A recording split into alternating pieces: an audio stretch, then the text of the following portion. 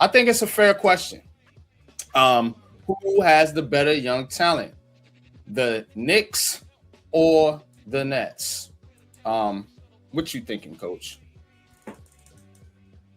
Because I'm thinking about the guys you have, and I'm just going to compare it to two guys, and that's Deuce and Diawara.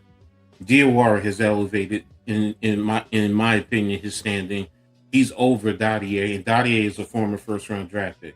So and Diawara was a late second round last year. So and if you watch his game, if you really look at him, he's a young Pascal Siakam when Pascal was first in Toronto. And that, I mean, he's 6'9", 6'10", can handle the rock and shoot, can match up defensively, very smart, smart player. So, and of course, Deuce McBride, you know what Deuce can do, defensive, stalwart, streaky shooter. But when he gets going, man, he can put up a 20 piece on you in a heartbeat. So, um, I mean, Kolek, he's growing. He goes down to the G League and he puts up points, but you got to transition that to the NBA, and but he's I used to say he's almost similar to Brunson because they're both from the Big East. They were both Big East players of the year. They're both left-handed players. Their style is pretty similar in the way they play, but Brunson's footwork is far superior, and his moves are a lot better than Kolek. So Kolek has some things there, but he still needs to continue to develop. A little bit of his court awareness at times. He definitely, and being consistent with his shot. Because he does have a nice shot, but he's not consistent with it. Um, like I said, Dottier has the skill set. It's just I don't know with this kid. Maybe it's just he can't really shine in New York, because we all know everyone doesn't shine in New York. But he played in France. He played in Paris. So it's not like he can't play on a big stage. So I just don't understand. But as far as the skill set, he has a nice jump shot, good handle. He can play defense. So there is something there. Yes, he's a late first round draft pick. So, but again, like I said, in matching up the top two, um, and because you have so many, did I go by young talent? See, I don't know who matches up with Deuce and You gotta think um, about it. No, you yeah, gotta think about it. it's like but on the back end, the Knicks, they're very comparable to what you guys have, but you have more players, so that gives you a better opportunity to find something. I'm gonna give you a But name, Noah Clowney. Clemens is Noah Clown, good. I mean, Noah Clowney's a player. The next draft, he averaged 12 points, 4 rebounds last year on 40% shooting. He was a first round pick in 2023, 6'10, 210.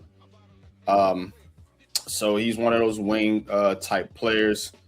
If you want a kind of a player along the daddy dot DRR, mhm. you guys with them names, boy. Whew, Diawara. But But they Clemens also doesn't have to handle like you were.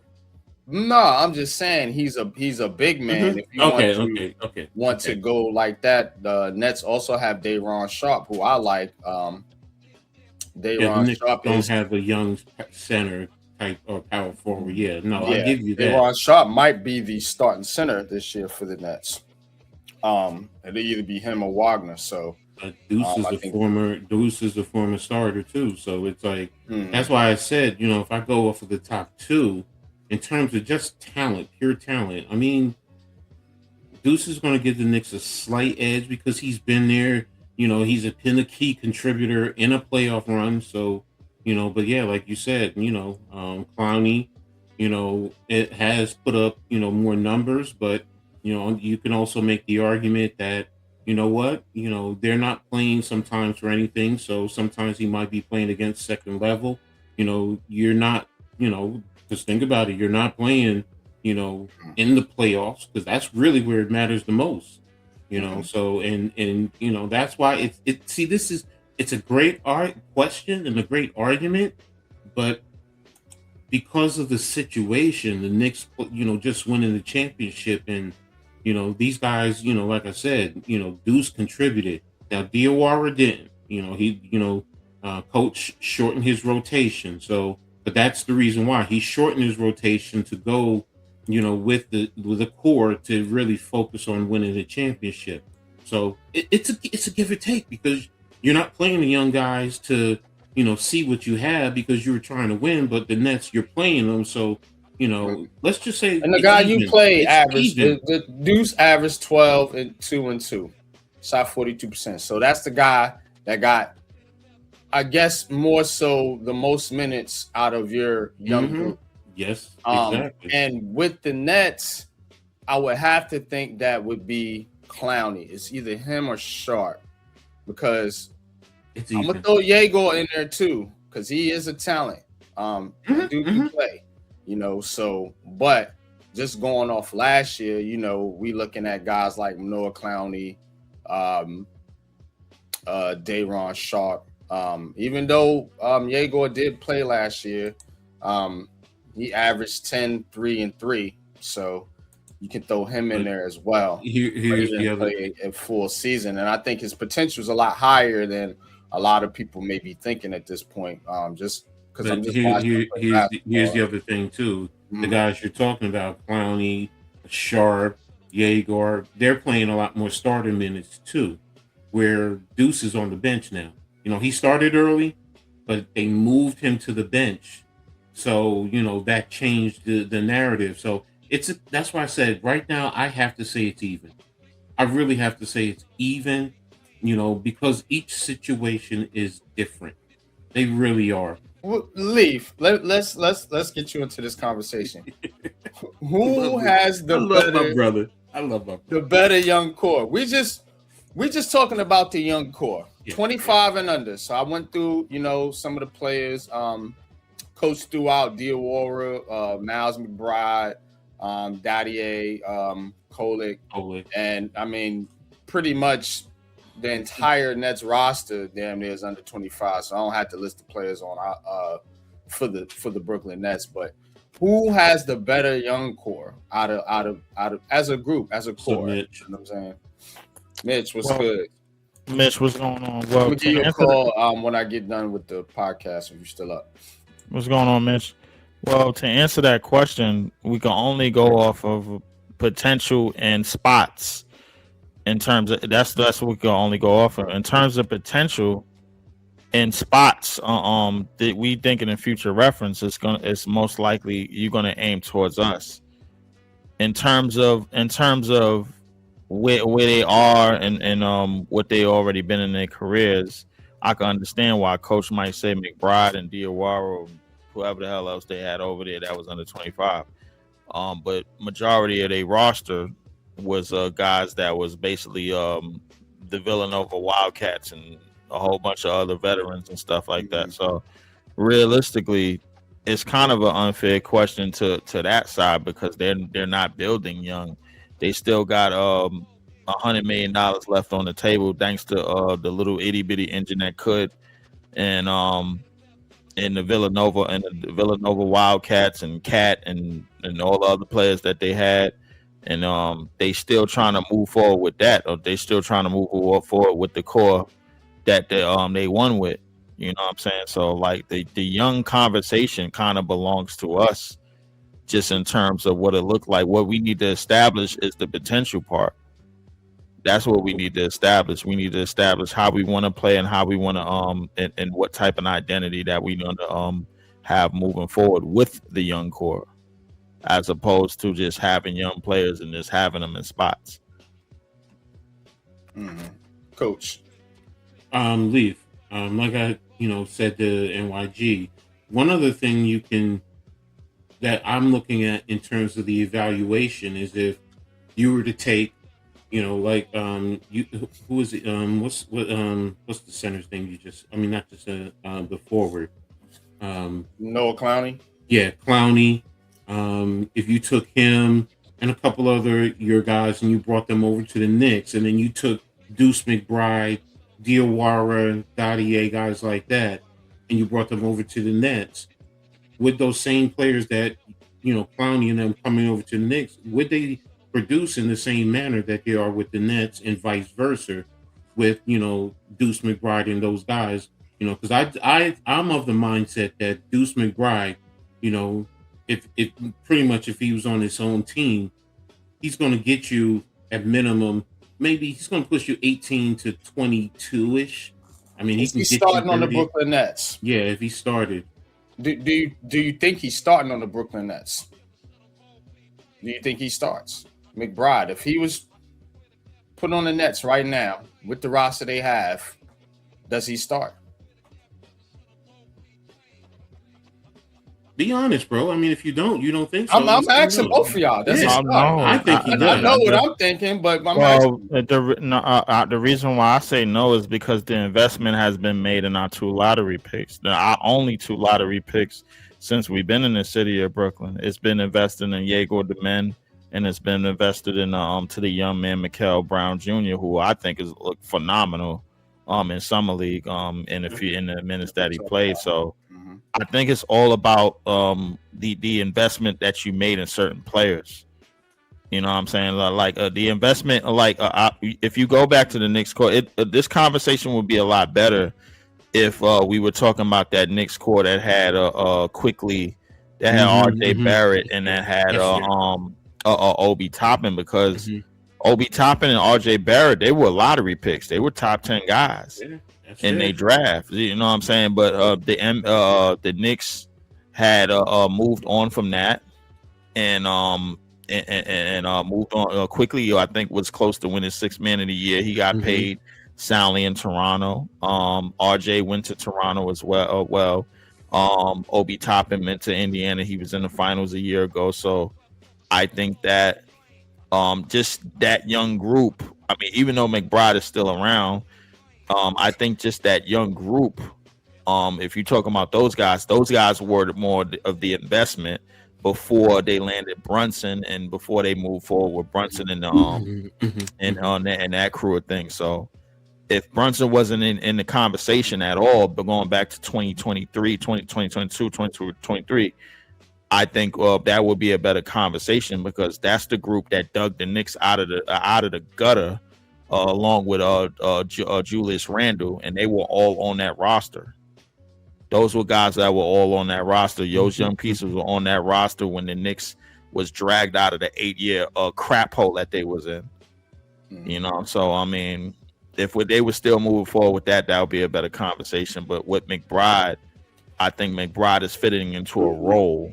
Simply because of not just because of where he was drafted in his placement where he was drafted, but the team that that's constructed right now, and the team that was constructed before they got Jalen Brunson and a lot of these guys, he was a 6th man. Now that they got Jalen Brunson, a lot of these guys, he was a 6th man. He was back and forth. He was starting. There were times he was starting with Tibbs.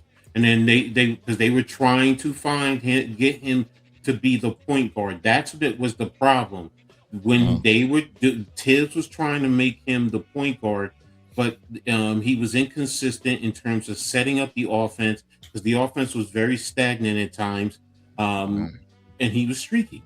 But his defense, because Tibbs loves defense, and that's the biggest thing with Deuce, where his on-ball pressure. He's very good with it. He gets his feet. He gets his foot. He uses his feet very well to at least keep himself in front of the ball carrier. So, but yeah, offensively, he was challenged, and that offensive system that he was under Tibbs, it really wasn't conducive to what he was trying to do. Yes, he's better as a 6th man. I agree with that. But my whole argument was, okay, now you're talking about Brown. I mean, he's only played what? How many? He's played McBride. If we're talking about McBride got on the roster in 21-22. That was like the year after Yard played the Hawks in the first round. So he was a part of that young team that was that didn't have Brunson yet. Exactly. with Julius Randle. So when I look at the minutes, I'm looking at first year 9 minutes, second year 12, third year 19, last year 25, and this year 26. I would like to say those are consistent 6-man minutes from 24 to 26 minutes. You know what I'm saying? Anything higher than that is a starter. My point being is they try to make him the starter. Yeah. Because the offense wasn't producing, which is why he ended up being a 6-man. Plus, you ended up getting Brunson a little bit later, so that regulated him to. But they did play them together initially in the beginning to see if they could play well together. Look, I'm not gonna sit here and tell you Deuce McBride is a starter in the NBA, with the Knicks. No, I'm not. I'm not foolish enough. Right now, you see what you're gonna get, but you know what? After this year, he's going to look for his money, and someone is probably going to give him starters money. They really are, because they figure that they can get something out of him. So, is he a 6-man? I agree with you. I agree, but there's still also talent, and that's why I said if you switch the players, just switch them, in terms of their roles. And I'm basing it off of last year. See, I'm not basing Brown because he just came here. I can't really judge him, but based on what you guys had last year and NYG, we're talking the talent based off of last year, or we're talking about this year also? Because I didn't include the guys that we drafted this year. Right, yeah. I said better young core, so you got to put them both together. Yeah, even though you don't really have a clear picture. That's what I'm saying. We're projecting. We're projecting. Yeah. I mean, the kid that we got from Germany, I haven't seen much. I've seen a couple of clips from him, so it's even hard for me to judge him. The guy from Cincinnati, the one thing he is a shooter, but that's his skill. That's it. He's not going to get you more, so he's a bench player. So that's why it's like, I guess Leaf is right. It's hard. It's not fair in a sense for this question because two different situations, which is why, That's why I said it has to be even because there's two different situations. The Knicks are playing at a different. They're playing for a different goal, while the Nets are trying to build something to get there. So if you want to say you guys have a younger core and talent, okay, in terms of young talent, but we also don't have the numbers that you have too. So that's exactly. And this is why I think the conversation is more built towards potential because that's a lot of the guys, both the Knicks and the Nets, haven't had legitimate starter minutes. If we look at our young core, the Flatbush Five and Mikael Brown Jr., and we look at your young core. Flatbush Five. I never heard that one. That's what they call them, the Flatbush Five.